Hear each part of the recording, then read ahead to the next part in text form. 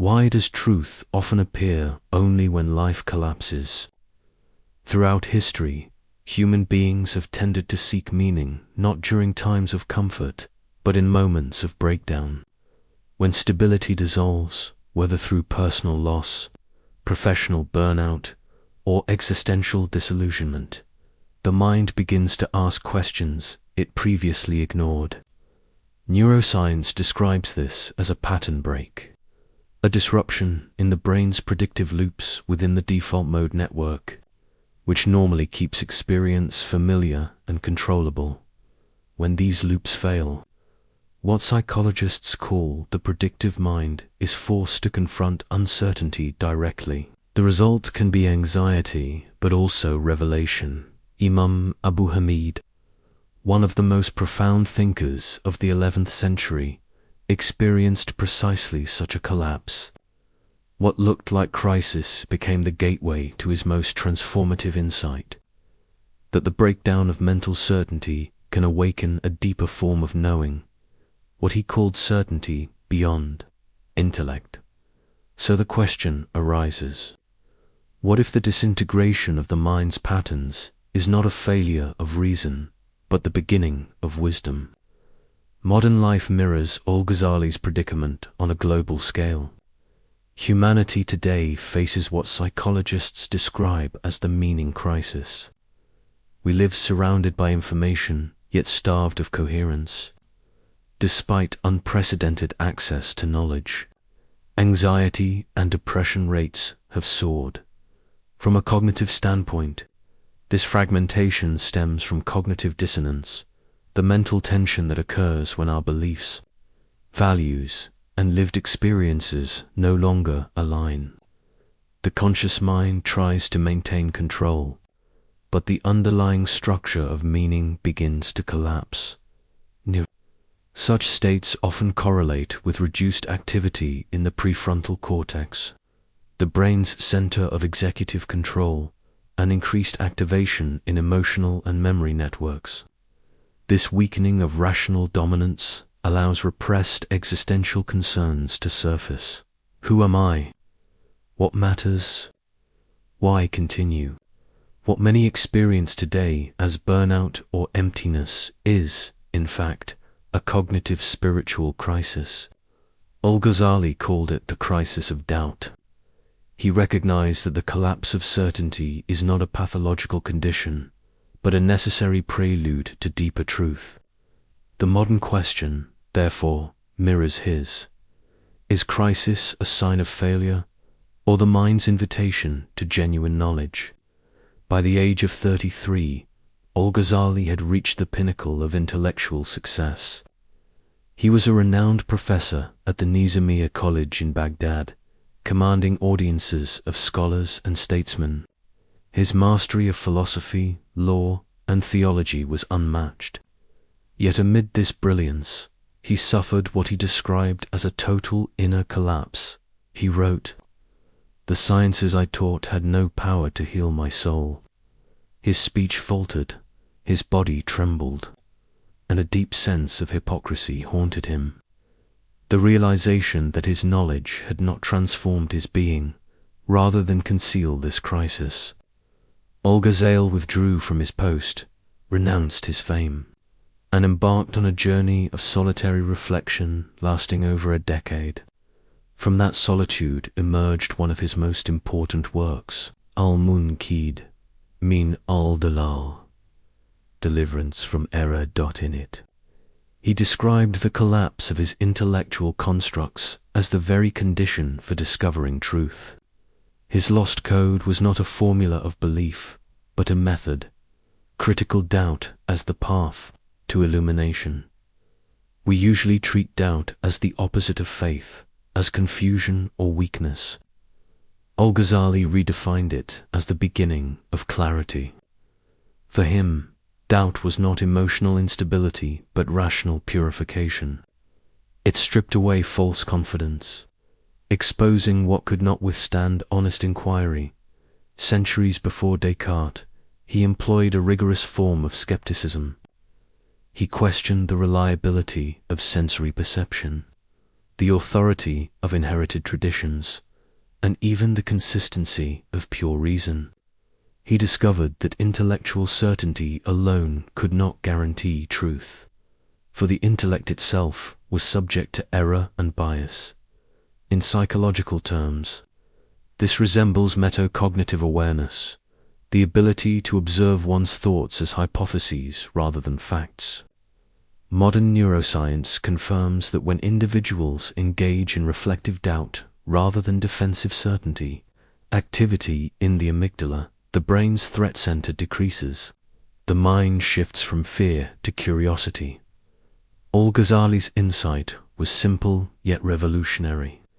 That which collapses under honest doubt was never true knowledge. Doubt, guided by sincerity and humility, becomes a rational discipline, the method by which the mind purifies itself from illusion. Having purified his intellect, Al-Ghazali turned to another form of deception, the illusion of knowing without transformation. He observed that knowledge confined to speech, memory, or theory becomes self-betrayal.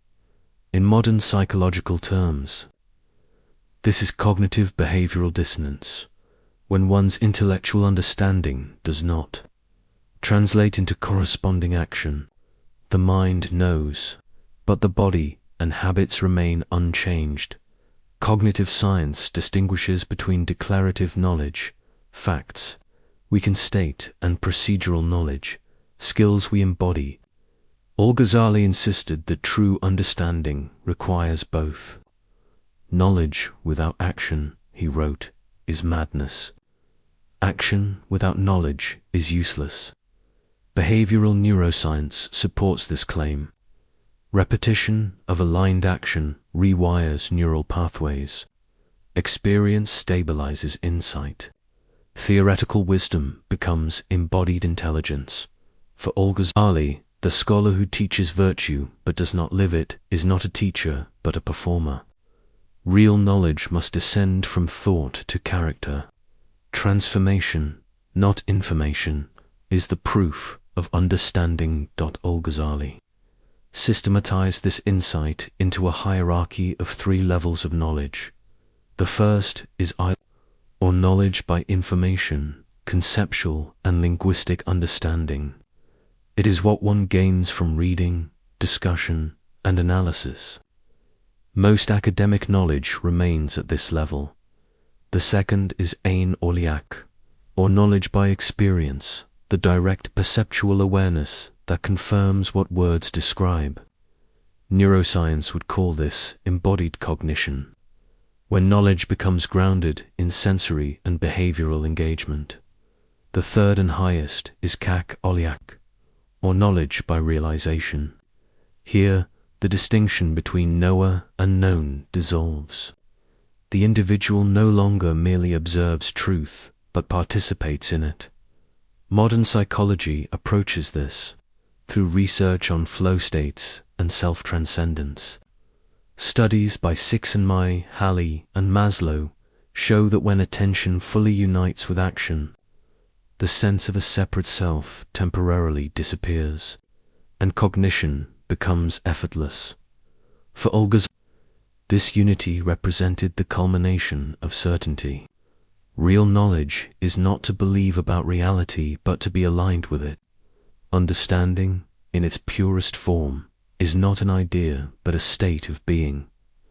If knowledge is to transform, intention must be purified.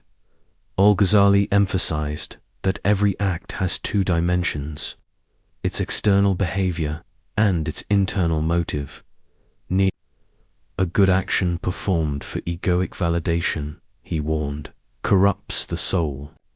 This, he called hidden shirk, associating one's actions with the desire for recognition rather than truth. In psychological terms, this parallels self-discrepancy theory, the tension between the actual self and the ideal self. When behavior is driven by image management rather than authentic alignment, anxiety increases. Neuroscience corroborates this moral psychology. Studies show that moral congruence activates regions like the anterior cingulate cortex and insula, producing physiological coherence, while hypocrisy and deception generate stress responses. Purification of intention, then, is not moralism, it is cognitive coherence. Integrity integrates the self. Hypocrisy divides it. The more sincere the motive, the more unified perception becomes. For Al-Ghazali, sincerity was not merely virtue, it was a perceptual instrument. The purified mind sees reality without distortion. Al-Ghazali's journey reveals a deeper philosophical logic. Collapse is not destruction, but transformation. What appears as breakdown is often the mind reorganizing at a higher level of complexity. In modern systems theory, this is known as self-organized criticality, when instability becomes the condition for a new equilibrium. Likewise, in psychology, the process of ego disintegration can precede higher integration. As seen in transformative experiences or deep therapy, Ghazali described this dynamic through spiritual language. God uses bewilderment, hera, to cleanse the intellect of imitation, tak. When inherited assumptions crumble, space opens for direct perception. He wrote, "Truth is not reached by multiplying proofs, but by purifying the heart. Rational analysis reaches a limit where another faculty, nur al-qalb, the light of the heart, begins to operate. This is not emotional sentiment, but a mode of perception that unites rational clarity with intuitive immediacy. His lost code, therefore, is the recognition that reason must reach its limit to awaken a higher form of intelligence, the intellect illuminated by inner light. How might Al-Ghazali's code apply in modern life? His path can be translated into a practical model of cognitive renewal, combining philosophy, psychology, and behavior. Begin by questioning inherited assumptions. Engage in what might be called philosophical mindfulness, examining thoughts without clinging to them. Research in cognitive therapy shows that such flexibility reduces mental rigidity and improves emotional regulation. Do not stop at intellectual insight. Test ideas through action. Lived experience consolidates abstract understanding into behavioral change. Align motives with authenticity rather than social validation. Neuroscience shows that moral alignment decreases limbic stress and enhances coherence across brain networks.